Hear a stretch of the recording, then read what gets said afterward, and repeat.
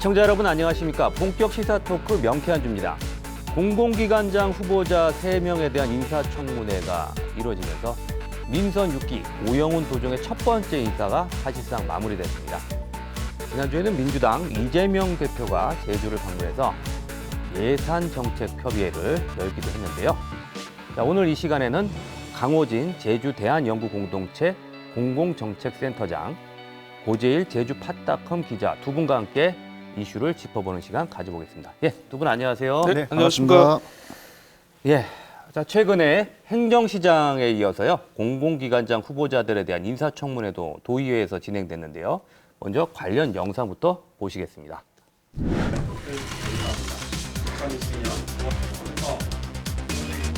찬성 반대가 벌써 갈려버린 상황입니다. 갈등이 너무 심합니다. 이게 만약에 이런 부분들을 하면 우리 에너지 공사 사장님은 이런 부분들을 어떻게 풀어나가실?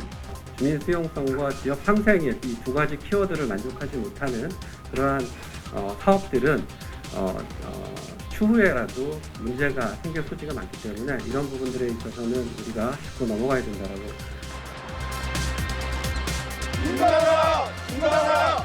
인간하라!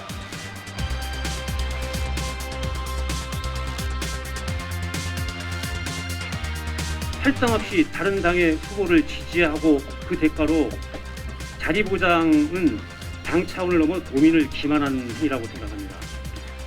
범보수 진영이라서 지지를 하고 또 이제 하는데 124명 중에 저희가 이제 우선순위로 챙겨야 될 만한 역할을 과연 제가 한 건지에 대해서는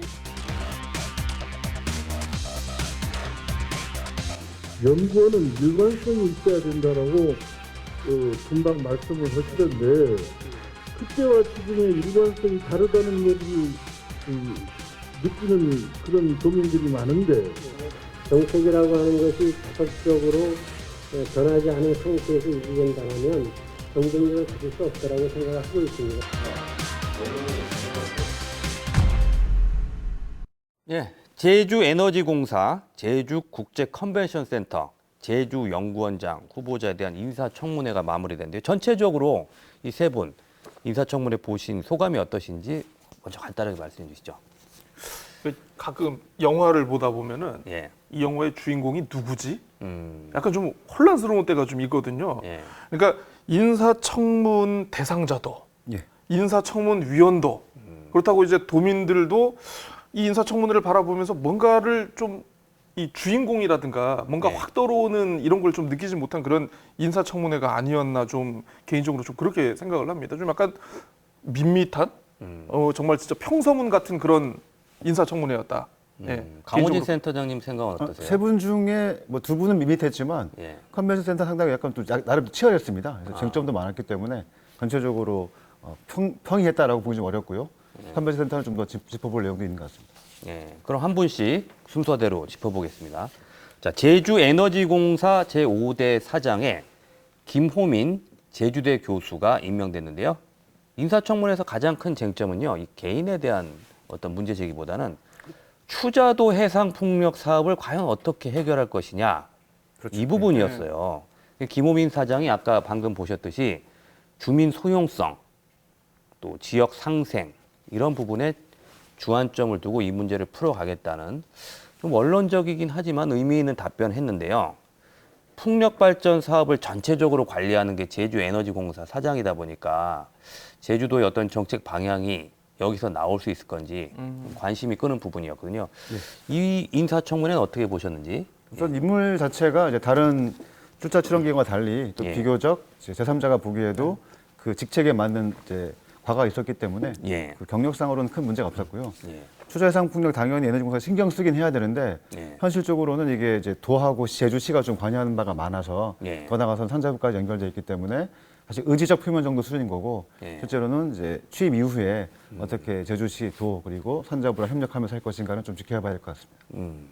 그러니까 제주에너지공사 자체가 다른 공기업이나 출자 출연 기관에 비해서 뭐 물론 이제 다른 여지로 볼 수는 있습니다만 그나마 정치적인 색채가 좀 덜 했고 예. 이때까지 뭐 임명이 됐던 뭐 대표나 이제 사장들을 봐도 그나마 이제 좀 정치적인 성향이 좀 약간 굉장히 좀 적극적인 사람보다는 좀 약간 한 발 떨어진 그런 분들이 많이 임명이 됐던 것 같습니다. 과거에 뭐 공무원 출신도 임명이 됐던 네, 뭐 걸로 이성구 기억합니다. 전 예. 사장도 있었고 뭐 예. 바로 전에 있었던 황우현 전 세장도 그렇고 뭐 어떻게 보면은 다른 공기업과 출자 출연과는 분명히 비교가 되는 면이 없지 않아 있는데 예. 아마 이제 공사의 특성을 감안하면은 네, 이번 다른 공기업보다 좀 약간 그런 전문성이 필요한 예. 인산이 필요했던 그런 곳이 아니었나 싶고 그에 맞는 발탁 인사가 이루어진 것 같습니다. 또 더구나 이제 그 오영훈 도지사가 이제 앞으로 또 이제 그린 수소 글로벌 허브 구축 같은 어떤 에너지 정책과 관련해 가지고 나름대로 큰 드라이브를 걸고 있기 때문에 그 관련 이런 걸 좀 진두지휘할 좀 실무형 전문가가 필요했던 게 아닌가 싶은데 아무튼 뭐 무난했다. 무난했던 것 같습니다. 에너지 공사만 그래도 비교적 상당히 갈등이 없이 예. 잘 된 것 같습니다. 적격 판정을 받고 결국 임명까지 이루어졌습니다. 자, 두 번째 이 부분 아까 말씀하셨는데 가장 큰 뭐 그 중에서는 뭐 평이했지만 그 중에서도 논쟁이 좀 있었던 청문회 제주 국제 컨벤션 센터 대표이사 이선아 후보자 인사청문회에서 도의회가 적격 판정을 내리긴 했어요. 네. 보고서에는. 그런데 국민의힘 제주도당에서는 여전히 반발하고 있고요. 당적을 갖고 있으면서 오영훈 지사 지지 선언을 했다. 이 부분에 대해서 배신자라는 용어까지 사용하면서 피켓 시위도 했고 실제 청문회에서도 문제 제기를 했습니다만은 자, 배신자 프레임 어떻게 생각하시나요? 배신자 프레임도 뭐 필요할 수 있는데 그건 정치적인 언어인 것 같고요. 예. 문제는 청문회 전체적인 당시 흐름을 보면 대부분 청문위원들께서 이선아 후보자에 대해선 컨벤션 센터 자리에 맞지 않다, 전문성도 없다라고 대부분 다 하셨는데 결과는 또 발언과 달리 적격이 나와서 약간 도민들 지켜보는 왜 그랬을까요? 그게 오히려 정치가 개입된 게 아닐까 좀 보고요. 아무래도 그 상임위 구성을 보면은요. 예. 뭐 일단은 뭐 청문 보고서가 이제 적격이라고 나오긴 했습니다만은 예. 거의 한 5대2 정도로 이렇게 내부적으로는 좀 그 적격과 부적격이 갈렸다라는 아마 얘기를 국민의힘 쪽에서는 반대를 했을 것 예, 같고. 그렇죠. 민주당에서도 한 분이 예, 좀 반대 의견을 낸 것으로 그건 알고 있습니다. 취재한 결과입니까? 예, 예. 아이고 어쨌든 이게 뭐 사실 시작부터 뭐 인물에 대한 거는 이제 막 좀 약간 뭐 여러 가지 예상과 논란이 우리가 내다볼 수는 있었지만은 민사청문 특위 구성과 이렇게 정당 비율로 봐서는 에이 뭐 되겠구나 이런 생각도 좀 있었는데 사실 이게 방송을 처음에 이제 그 인사청문회를 봤을 때는요 오전까지만 하더라도 자꾸 이제 전문성과 어떤 뭐 어떤 자격에 대한 이제 어떤 굉장히 좀 날카로운 질의들이 좀 이어졌습니다. 뭐 심지어는 뭐 이제 뭐 후보자께서 예전에 이제 그 도의회 인사청문회 할 때는 이런 거를 제시하기도 했었고 그때는 전문성이 문제가 됐다가 이제는 문제가 되지 않는 것이냐 이런 질의도 나오고 했었는데 과거에 도의원이었기 때문에 그렇죠. 예. 근데 이게 또 오후 들어가지고 좀 약간 좀 이게 좀 워딩들을 보면은요. 예. 혹시 후보자께서 임명이 되신다면 앞으로 어떻게 하고 싶으신 생각인지 이런 얘기가 자꾸 나오는 걸 봐서 야 혹시 점심 먹는 사이에 뭔가 바뀌었나? 이런 생각은 좀 들더라고요. 점심은 따로 드셨을 것 같은데. 아니 그러니까 이제 같이 못 먹죠. 예. 예, 민주당 의원들이 같이 드시겠죠. 아. 예. 어느 정도 의견을 조율한 거 아니냐. 아니 좀 약간 그러지 않고서는 좀 약간 힘든 좀 그런 그림이 아닌가. 네. 국민의힘이 지금 여전히 계속 반발하고 있거든요. 예. 그 더 이상 오영훈 도정과의 뭐 협치는 없다. 뭐 이런 그 선언까지 나왔는데 그리고 도당 위원장이 직접 나서서 그렇죠. 그 시위도 시위도 적극적으로 하고 이게 계속 갈까요? 어떻게 보시나요? 그러니까 인사청문회가 이제 모두 대상이 8분이지 않습니까? 예. 공기업 출자 출연기관장 다 해가지고 예, 맞습니다. 예, 예, 대상만 이제 8분인데 사실 이제 이게 왜 그러냐면 이제 우리가 8월에 있었던 그 행정시장 인사청문회에서 사실 뭐 이번 인사청문회만큼은 이번 인사청문회보다 그때가 저 어떻게 더 뜨거웠던 인사청문회로 기억되는 게 뭐냐면 바로 농지법 위반이 굉장히 그때 크지 않았습니까? 예, 예. 그러면 8명의 인사청문회를 통해 가지고 도지사가 모든 것을 자기의 인사권을 관철시키는 것보다는 중간에 그래도 좀 부적격 의견이 좀 세게 나오고 야당의 반발이 심하고 그리고 어떻게 도민들이 수용할 수 없는 그런 인사가 나오면 한 명 정도는 그래도 뭔가 좀 지사가 물러서는 모습을 보이지 않을까 이렇게 생각을 했습니다만은 이게 좀 이런 그림이 나와버리게 된 거죠. 이게 또. 근데 문제는 그 이후에 행정시장 이후에 또 부적격 받으신 분이 없습니다. 그래서 예, 그렇죠. 인사권자 입장에서는 도의회에서는 다 적격 부적격을 안 판정을 했는데 내렸거든요. 저기 사실은 난감한 거죠.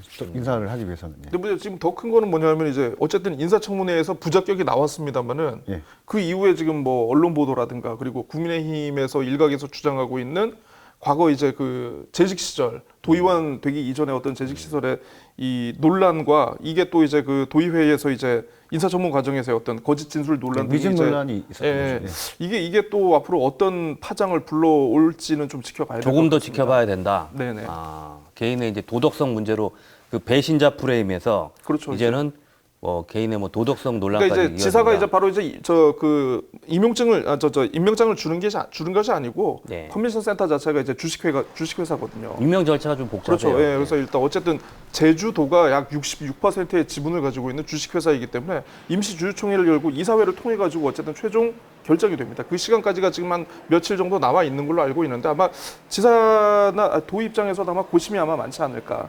네. 이렇게 한번 추정을 해봅니다. 그럼에도 불구하고 도의회가 여러 가지 논란이 있었는데도 불구하고 적격 판정을 내린 것은 도의원 출신이기 때문에 좀 수월했던 건 아니냐. 지금 언론 보도도 지금 도의원 출신이다 보니까 인사청문회에서 좀 유리한 측면이 있던 것 아니냐 이런 이야기들도 나오고 있는데 역대 인사청문회에서 도의원 출신들이 한 번도 낙마한 바가 없습니다. 최근에도 이제 뭐 정무부지사님도 예. 통과가 됐고 네. 이선화 의원님도 전 의원이셨기 때문에 아마 그런 부분들을 이제 포함되긴 했는데 마지막 쟁점인 아까 도의회 위증 논란은 아직 좀 최종 이제 사실관계가 확인이 안 됐기 때문에 이 부분까지는 사실 누군가는 좀 확인을 해서 그거에 맞춰서 좀 정리가 될 것 같습니다.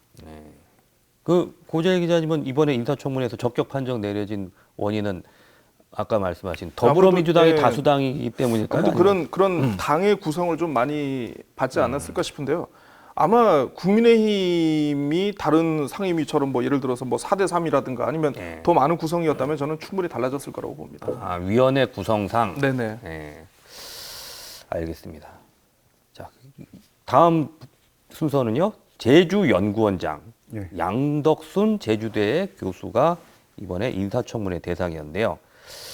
이번 인사청문회에서는 이분도 개인에 대한 뭐 문제 제기보다는 기초자치단체 부활 네. 이 부분에 대해서 좀 논쟁이 있었어요. 예. 양덕순 예정자가 2000년대 중반에 제주특별자치도 출범 당시에 아마 제주연구원에 맞습니다. 아마 네. 계셨던 걸로 제가 기억하는데 그 당시에 특별자치도 구상을 만드는데 어떤 브레인 역할을 했기 때문에 시군을 폐지했잖아요. 그 당시에. 예. 시군을 폐지하고 특별자치도를 만든 주역인데 왜 이제 와서 다시 제주형 기초자치단체를 만들자고 하느냐. 그래서 한 입 가지고 두 말 하는 거 아니냐. 아까 영상에서 나왔습니다. 이런 문제 제기도 있었거든요. 이건 어떻게 생각하세요? 그런 비판은 당연할 수 있고요. 예. 다만 이제 현재 왔을 때는 이제 제주형 그 자치단체 모양과 관련해서 예. 이제 의회에서는 이제 양덕순 이제 후보자께서 예. 그 기관 통합형을 좀 밀고 있거든요. 예. 그러다 보니까 의회 입장에서는 그거는 도민들이 보기에는 아직 정서상 내용상 수용하기 어려운 부분인데 사실상 가이드라인을 준 거 아니야라고 비판하고 있는 건데 그 부분도 뭐 후보자께서 답을 해버렸기 때문에 이런 것이 상당히 큰 이슈가 됐던 것 같습니다. 양덕순 예정자는 아까 답변하실 때 이제 시대가 변화하면 예. 바뀔 수 있는 것 아니냐 뭐 이런 취지로 답변하셨거든요. 무난한 답변이시죠. 정답을 말씀해 주셨습니다. 무난한 답변이긴 한데 그러니까 이제 그런 얘기가 있지 않습니까? 이제 과연 이제 제주연구원장 이제 후보자가 딱 된 그때 다음부터 이게 폴리페서의 전형적인 모습을 따라가고 있는 것 아니냐라는 그런 얘기들을 많이 하시더라고요. 그래서 아까 이제 뭐 그 김호민 이제 사장이 되셨으니까 예. 에너지공사 사장이 되셨으니까 그분에 비해서는 뭐 조금 폴리페서에 가깝다라고 이렇게 뭐 보실 수 있는 그런 여지가 있을지는 모르겠습니다만은 사실 이제 학자의 입장에서는 어느 정도 이제 뭐 정치인과 나름대로 정치인이 추구하고 있는 어떤 정책적 가치와 비전에 대한 그런 이론적인 근거를 제시해 줄 수 있는 그 정도는 저는 개인적으로 좀 가능하다고 보거든요. 그래서 아직까지는 이 후보자에 대해서 폴리페서로 좀 약간 낙인을 찍는 게 아직까지는 좀 개인적으로 좀 섣부르다는 판단을 좀 하고 있는데 어쨌든 제주연구원장직을 통해 가지고 어떤 제주연구원의 가치 뭐 이때까지 이제 뭐 제주도의 어떻게 보면 이제 하도급 용역 하도급 기관 같은 어떤 도정의 정책과 이런 걸 뒷받침할 수 있는 그런 결과물이 아니라 좀 뭔가 제주에 정말 순수하게 어떤 그 행정적인 뭐 발전상을 제시할 수 있는 그런 아마 뭐 계기를 마련해야 하지 않을까 이런 생각을 해봅니다. 그러니까 아까 방금 폴리패서 네네. 이야기 나왔는데 폴리패서라는 이야기 나온 게 양덕순 예정자가 인수위원회에서 활동을 했기 때문에 선거 당시에는 어떤 활동을 하셨는지 제가 정확하게 기억이 안 납니다만은 인수위원회 안 계셨습니다. 예. 인수위원회 안 계셨나요? 예, 예. 그때 당시에 제주형 기초자치단체에 대한 모델도 발표하셨던 그러니까 토론회 걸로? 때 발제자로 오셔서 토론회 때. 그 참 내용을- 인수위원회 계셨죠. 예. 정확하게. 그 양덕순 예정자는 그러면 어떤 역할을 하셨습니까? 그 당시. 선거 때는 정확히 역할이 뭔지 모르겠지만 인수위 때 기초형 관련된 그 공약 관련해서는 나름대로 의견을 내신 것 같고 그 내용 중에 하나가 아까 공약을 이제 제공하신 거예요. 아이디어. 그 부분까지 이제 확인을 네, 그래서 못했지만 네. 실제 인수위원회 활동 기간에 그 제주형 기초자치단체에 관련된 세부적인 내용을 이제 발표하셨죠. 예, 예. 그래서 답을 정해놓고 하는 것 아니냐. 뭐 요즘 말로 뭐 답정너라고 네, 하나요? 네. 예? 제주형 기초자치단체 기관통합형이요. 그 당시에 그렇죠. 이제 그쪽에 무게를 두고 얘기를 맞습니다. 예. 하셨기 때문에 그러니까 그 좀 어려운 얘기인데 시의회 의원 중에 시장을 시장이, 선출하는 거죠. 예. 예. 그래서 일종의 의원 내각제 모델을 그 제주시나 서귀포시에 구현을 하고 그다음에 그 이 부분도 좀 논란이 됐습니다. 행정구역 자체도 현재 제주시와 서귀포시에서 한 5개에서 6개 정도로 나누는 그 부분은 이제 오영훈 지사 오영훈 지사가 뭐 후보 이야기를 시절에, 했고, 예. 근데 이 부분에 대한 기본적인 아이디어를 양덕순 예정자가 제공을 하고 지금 이제 용역을 진행하기 때문에 답을 정해놓고 행정체제 개편 논의를 하는 것 아니냐. 도의회에서도 이번에 인사청문회에서도 의외로 민주당 의원들도 이 부분에 대해서 문제를 제기를 많이 하셨어요.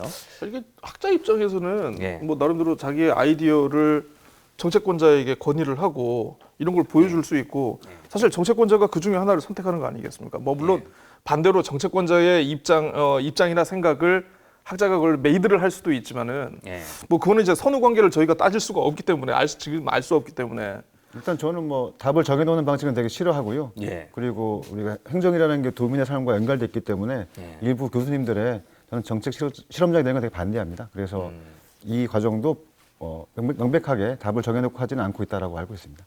그 제주형 기초자치단체에 대해서 청문회 과정에서 보면 민주당 소속 도의원들도 탐탁치 않게 생각하는 분들도 있는 것 같아요. 이거 과연 가능할까요? 지금 일단 상황에서? 도민 여론 자체가 기관 네. 통합형에 대해서는 상당히 이제 부정적이니까 예. 도민의 여론을 또 받는 의원들께서도 그거를 답을 정하는 것은 이제 동의할 수 없다라고 이제 이제 입장도 계속 바뀌시는 거죠. 예. 세게 도민들의 의견을 또 반영해서 도에도 얘기하고 예. 그렇게 가는 것 같습니다. 도민 여론이 결국 관건이다. 예. 이 말씀이시고요. 도의원들 스스로는 아무래도 또 본인들의 정치적인 앞으로의 거취라든가 예. 본인들의 생각이나 어떤 계산에 대입해가지고 이게 과연 나에게 자신의 유불리를 따질 수밖에 없는 그런 상황이 있기 예, 때문에 그 부분도 있긴 예, 있는데 여튼, 그 부분도 많이 있을 겁니다 아마. 예. 지금 3군데 공공기관장 이사 끝났는데 이제 앞으로 임기가 좀 남긴 했습니다만은 제주도 개발공사, 또 제주관광공사 뭐 이 정도 공공기관장이 남아 있습니다. 앞으로 뭐 내년이 될지 언제가 될지 모르겠습니다만은 또 이제 후속 인사가 있을 예정인데 이번에도 뭐 선거 공신을 챙긴다, 보온 인사라는 비판이 꾸준히 또 있었거든요. 근데 한편에서는 또 같은 편에 있는 사람 외에 또 다른 편에 있는 사람을 데려오기도 어려운 것 아니냐. 뭐 이런 논란은 계속 이어지는데 이 공공기관장 인사 다음번에 또 있을 예정인데 이 네. 논란을 어떻게 우리가 풀어야 될까요? 우선 청문 제도가 뭐 한계점은 있지만 도민 입장에서는 그래도 이 후보자를 예. 한번 알아볼 수 있는 중요한 계기인 것 같고요. 네. 개선은 필요한 것 같고 다만 관광공사나 또 삼다수 개발공사 워낙 또 큰 조직이기 때문에 예. 이 부분은 좀 더 도민들의 의견을 좀 모으는 방식으로 의회가 청문회를 좀 하고 예. 좀 결과도 좀 객관적으로 알릴 수 있는 방안도 좀 필요한 것 같습니다. 예. 사실 이제 뭐 인사청문회가 이제 2014년부터 이제 시행이 됐지만 예. 사실 뭐 인사청문회에서 도의회가 부적격이 나더라도 인사권자가 이거를 받아들이는 경우가 그렇게 많지가 않았거든요. 사실 이제 뭐 그게 벌써 이제 뭐 한 8년이 거의 8년 가까이가 되다 보니까 제 개인적으로 봤을 때는 아마 인사청문회를 준비하는 인사청문위원들, 도의원들도 아마 피로감을 많이 느끼지 않았을까. 뭐 예를 들어서 어차피 이게 부적격이 되든 뭔가를 지적하고 뭔가를 문제를 제기를 해도 인사권자가 받아들이지 않으면 그만인데. 또 개선 방안은 어떻게 해야 된다고 생각하십니까? 그러니까 아무래도 인사청문회의 구속력을 좀 공공기관장 확대하는 인사청문회. 그러니까 근데 이게 인사권자의 인사권자를 존중하면서도 그리고 또 이제 의회의 어떤 그 견제 수단인 인사청문회의 내용을 반영할 수 있는 그러니까 서로가 좀 뭔가 그 합의할 수 있는 그런 지점이 좀 논의가 되어야 하지 않을까 일단 싶습니다. 공공기관 인사청문회는 이제 법상은 아니기 때문에 예. 결국은 이제 정치적 협약에 의해서 예. 말씀하신 대로 청문회 결과 부적격인 사람은 임명하지 말자. 이 정도까지는 서로 합의할 필요인 것 같은데. 예. 자, 다음 주제로 넘어가겠습니다. 지난주에 더불어민주당 이재명 대표를 비롯한 지도부가 제주를 방문해서 제주도와 예산정책협의회를 열었는데요. 관련 영상 먼저 보시겠습니다. 오영훈 지사는 제주의 주요 핵심 사업을 추진하기 위한 예산 확보를 건의했습니다. 윤석열 대통령의 공약 사업임에도 정부가 전액 삭감한 해녀의 전당 건립 사업과 교래 정수장 현대화, 노후 상수관 정비 등 13개 사업을 추진하려면 940억 원이 필요한데 정부 예산에 230억 원만 반영됐다는 겁니다. 건의사항은 제주 민생 안정과 지역 현안 해결을 위해 제주에서 시급히 해결해야 될 내용으로 마련됐습니다. 제주가 세계에 자랑할 친환경 인권의 도시로 또 대한민국을 대표하는 선도적 환경 에너지 도시로 발전할 수 있도록 우리 민주당도 최선을 다해서 함께하겠다는 말씀드립니다. 국회 내년도 예산 심사에서 이번 정책 협의 내용이 어떻게 반영될지 관심이 쏠리고 있습니다. 이번 그 협의에서 내년 정부 예산에 뭐 해녀의 전당이라든지 정수장 현대화라든지 제주 관련 예산을 얼마나 반영할 것인가 제주도가 건의를 했고 민주당이 적극적으로 지원하겠다는 답변을 했습니다. 민주당이 집권 여당은 아니지만 국회에서 원내 다수당이다 보니까 예산 심사에서는 영향을 미칠 수 있거든요. 그래서 제주도로 봐서는 만족할 만한 성과를 얻었다고 봐야 될 건지 아니면 립서비스로 그치는 건 아니냐는 또 우려도 나올 수 있는데 어떻게 보시나요? 제주도 입장에서는 만족할 만한 성과를 얻었다고 봐야 될까요? 얼마 전에 그 대통령이 해외 순방 다녀오시면서 나름대로의 그 정상회담을 하셨다고 말씀을 하시지 않습니까? 예, 48조. 그러니까 정상회담이 원래 어느 한쪽도 손해가 보지 않는 늘 성과만 있는 그런 미팅이라고 하지 않습니까? 그러니까 뭐 그거와 뭐 동일한 맥락에서 이걸 읽을 수는 없겠지만 어떻게 보면 지방 정부의 수장과 그리고 이제 그 뭐 어떤 다수당의 어떤 이 민주당의 이 나름대로 이 협의가 사실 따지고 보면 좀 그런 거와 좀 약간 비슷한 게 아닌가. 사전에 될 만한 얘기들만 그렇죠. 하기로 했다. 사전에 이제 어느 정도 조율을 하고 뭐 양측에서 그러니까 뭐 할 수 있는 수준의 서로 광의의 해석이 가능한 그 정도 수준의 발언만 하는 게 아닌가 싶어가지고 나름대로 뭐 저는 뭐 오영훈 제주도적 입장에서도 그렇고 민주당 뭐 이재명 대표도 그렇고 뭐 굳이 이제 뭐 나름대로 손해 보지 않는 나름대로의 정치적 뭐 어떤 그렇죠. 어떤 그 자신감을 확인한 뭐 그런 행사가 아니었나 싶습니다. 근데 이재명 그 당대표가 제주도만 온 게 아니라 전국을 돌아다닌 거라서 그 약속을 다 지키기 상당히 어려운 게 일단 있고요. 다만 이제 예산이라는 것은 이제 말로 하는 건 의미가 없고 그렇죠. 좀 심사 지켜봐야 결과 정확한 숫자가 나오는 거기 때문에 그 과정은 좀 지켜볼 필요가 있는 것 같습니다. 그 중에 주목을 끄는 게 탐나는 전 지역 화폐에 대해서 지원하겠다는 내용이 있었거든요. 최근 이제 현 정부는 지역 화폐에 대해서 좀 부정적이에요. 부정적인 게 아니고 내년 예산에 지금 제로입니다. 그렇죠. 그런데 아무래도 이재명 대표는 경기도지사 시절부터 지역 화폐를 적극적으로 도입을 해서 추진을 해오셨잖아요. 그러다 보니까 민주당에서는 지역 화폐 예산을 되살리겠다고 하는데 이 부분은 어떻게 될 것 같은지 또 앞으로 계속 유지돼야 된다고 보시는지. 과거 수준은 아니지만 이미 부산이라든가 국민의힘 소속 지방정부에서도 필요하기 때문에 일정 부분은 예산이 복원이 되고 복원이 되면 당연히 제주도도 혜택을 받으니까 완벽하지 않지만 정부 예산도 이번 심사를 통해 가지고 살아날 것으로 기대하고 있습니다. 저는 이제 개인적으로 저는 탐나는 전 되게 잘 쓰고 좋아합니다. 아, 그래요? 저는 되게 좋아하는데 할인 혜택도 있고. 물론 근데 탐나는 전을 쓰면서 바뀐 생활의 모습 중에 하나라고 해야 될 게 뭐냐면 내 주변에 가맹점이 어디 있는지 찾게 되더라고요. 그래서 사실 어떻게 보면 이제 뭐 소셜 커머스라든가 어떤 굉장히 좀 플랫폼 기업들에 의해 가지고 사실 그동안 이제 어떤 지역의 소상공인 업체들이 사실 굉장히 어떻게 보면 이 변화하는 시대에 좀 따라가지 못하고 오히려 보면 상대적으로 역차별을 받는 게 있었는데 지역 화폐는 어떻게 보면 좀 그런 거와 관련해 가지고 지역의 소비자들로 하여금 지역 업체, 지역 소상공인들에게 관심을 갖게 유도하는 하나의 굉장히 좋은 촉매제가 될 수 있다라고 봅니다. 뭐 물론 일부에서 지적하듯이 이게 뭐 지역 화폐에 따른 할인율이 알고 보면 이게 가격 인상에 이게 좀 요인이 될 수 있다거나 여러 가지 부정적인 요인은 있습니다만은 아직까지는 제가 봤을 때는 그런 부정적인 요인을 근거로 이거를 제도 자체를 중단할 수 있는 좀 그런 명분은 좀 약하지 않은가. 예. 좀 어쨌든 굉장히 지역 소상공인을 활성화시키기 위한 좋은 촉매자가 되고 있기 때문에 저는 좀 더 어쨌든 이 좀 시행을 하고 좀 지켜봐야겠다. 이렇게 개인적으로 보고 있습니다. 정책협의회에 이어서 민주당 이재명 대표가 제주에서 타운홀 미팅을 열었습니다. 당원과 지지자들과 함께 이야기를 나누는 자리를 가졌는데요. 예, 영상 먼저 보시겠습니다.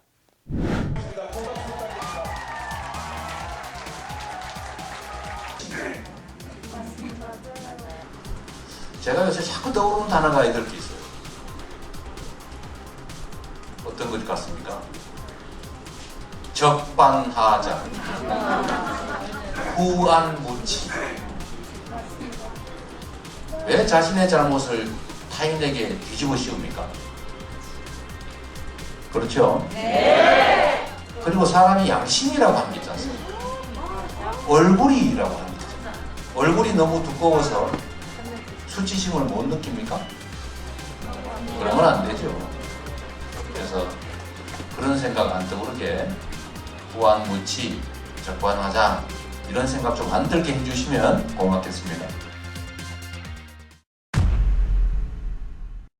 네, 이재명 대표의 발언 처음부터 쭉 저희가 한번 들어봤습니다. 윤석열 대통령이나 국민의힘을 직접 지칭한 단어는 하나도 없어요. 그렇죠. 그런데 단어의 수위는 굉장히 높았습니다. 후안무치, 적반하장. 우회적으로 강하게 비판했다고 봐야 될 것 같은데 아마 지금 적반하장이라는 단어는 그 윤석열 대통령의 그 막말 논란 이후에 언론 보도에 대해서 문제를 삼은 걸 지칭한 것 아닌가라는 생각이 들거든요. 이재명 대표의 이 발언에 대해서는 어떻게 보시는지. 예.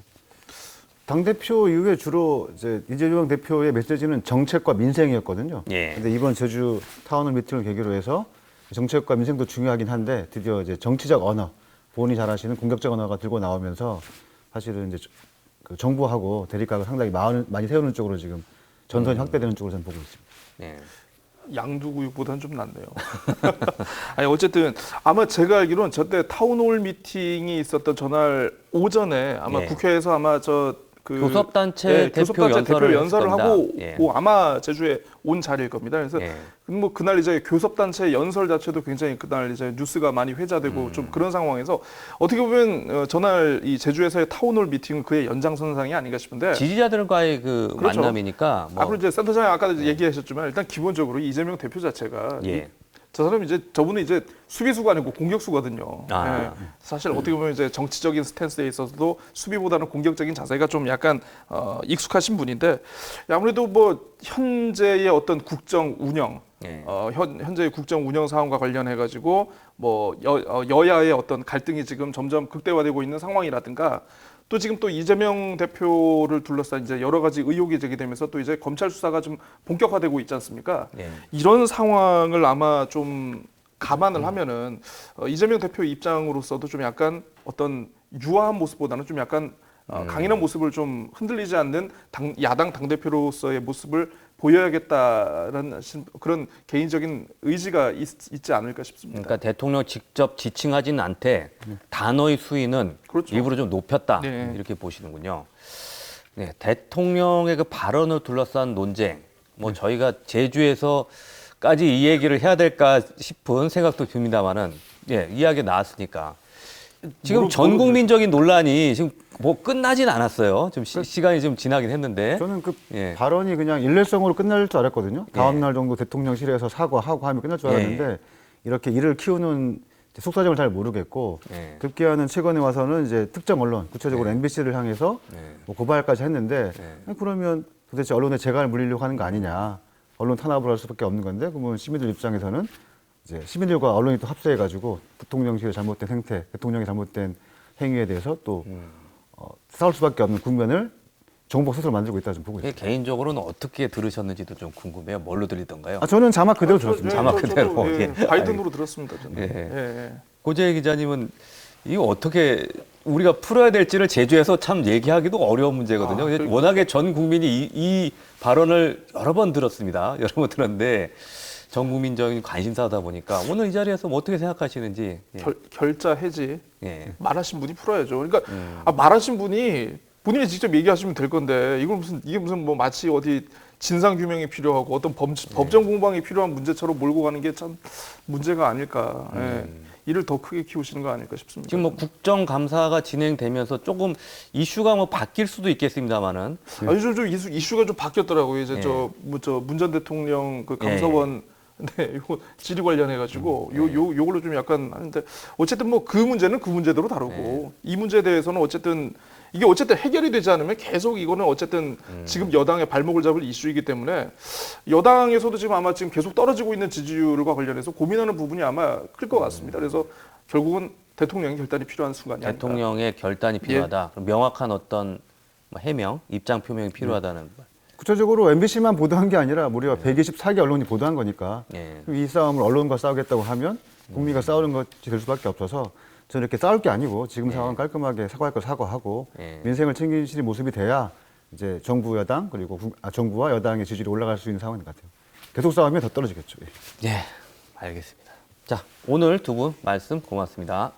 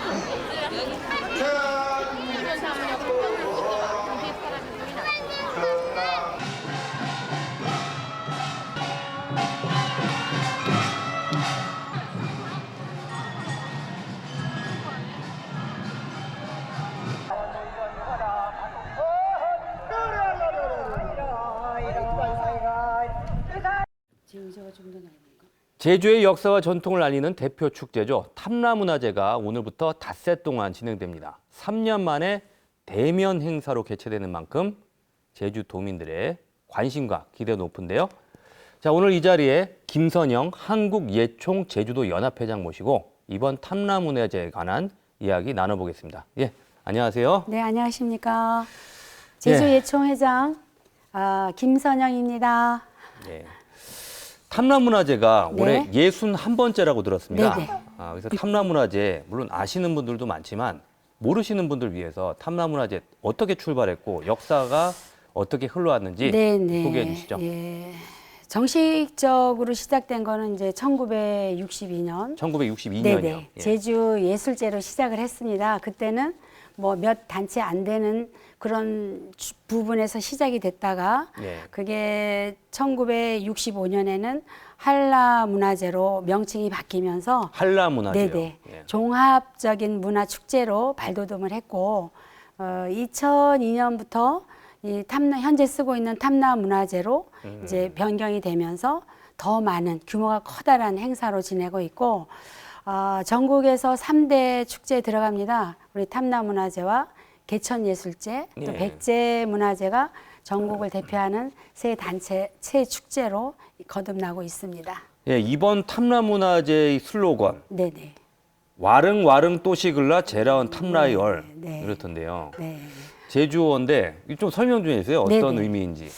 이제 와랑와랑하고 와릉와릉 차이가 조금 있습니다. 그래서 우리가 코로나로 그동안 올해까지만 3년 동안 너무 움츠리고 피폐한 부분이 많았지만 올해 이제 3년 만에 대면 행사를 하게 됐습니다. 그래서 우리 그동안에 어렵고 힘들었던 거를 다시 힘을 내서 우리 진정한 제주의 정신으로 함께 나가자. 그런 제주어로 표현된 아주 정감된 슬로건이 되겠습니다. 예. 네. 정확하게 그럼 표준어로 네.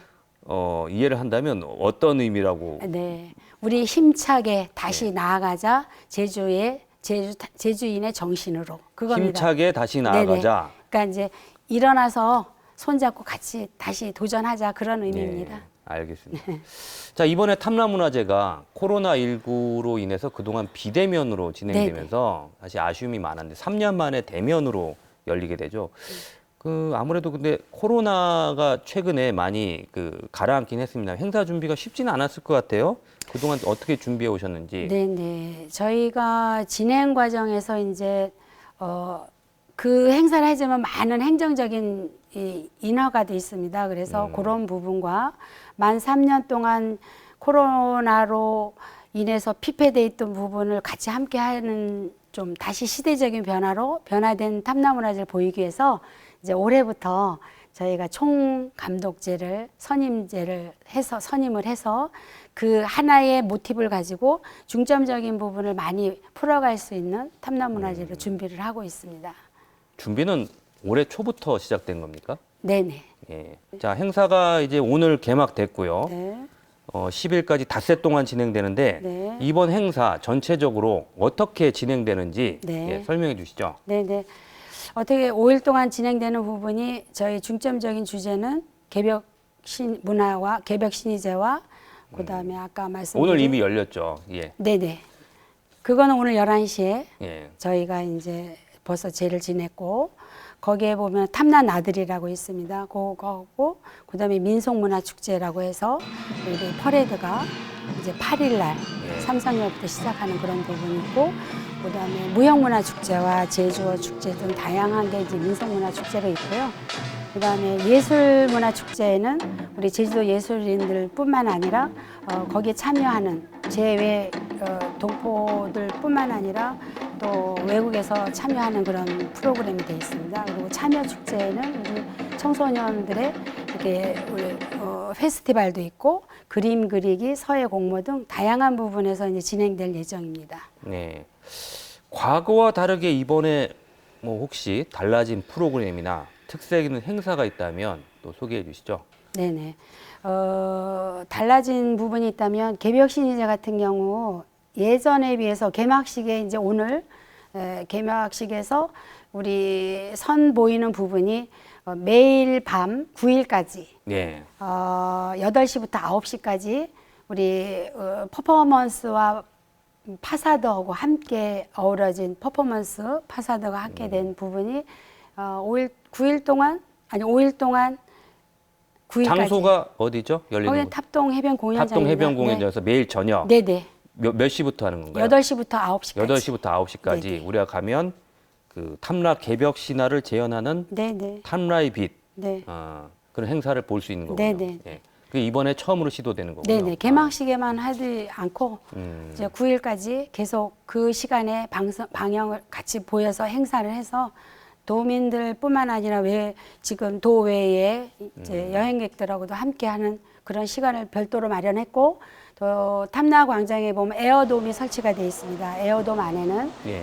우리 무형문화재로 활동하시는 분들의 그 시연과 그런 작품을 또 그 반대에서는 청년 작가들의 예술인 10분이 거기다가 개인 부스처럼 전시를 합니다. 그래서 미술품이요. 네네. 예. 그래서 구관하고 우리 청소년들과 이제 우리 무형문화 분들이 함께 그 작품을 공유할 수 있는 에어돔 안에 그런 게 전시가 되어 있습니다. 제주 출신 예술인들의 작품을 볼 수 있는 전시 네네, 행사도 마련이 되는군요. 출신 아니래도 현재 지금 청년 작가로 활동하는 분들의 그 자기의 그 그림 공간을 보여줄 제주 수 지역에서 있고, 활동하시는 네네, 체험도 할 수 분들, 체험도 있습니다. 할수 청년들이. 있고. 예. 네네. 탐라문화제 하면 가장 네. 먼저 떠올리는 게 역시 민속 예술 축제거든요. 각 지역별로 그 주민들이 네네. 연습을 해서 네. 공연을 하게 되는데 올해는 또 민속 예술 공연들 어떻게 진행되는지 또 설명해 주시죠. 올해는 민속예술 공연에서 이제 무형문화재 축제도 있고 제주어 축제도 있지만 제일 우리 탐나문화재 꽃이라고 할 수 있는 퍼레이드가 제주에는 이제 43개 읍면동의 민속보존회가 있습니다. 근데 거기에서 올해는 한 32여 팀이 출연을 하게 됩니다. 그래서 거기 하고 또 우리 청년들의 아까 말씀드린 문화축제가 별도로 있고 무형문화재, 제주어 축제 이렇게 다양한 축제 프로그램이 준비되고 있습니다. 그동안 코로나 때문에 주민들이 모여서 연습하기는 쉽지 않았을 네네. 것 같은데요.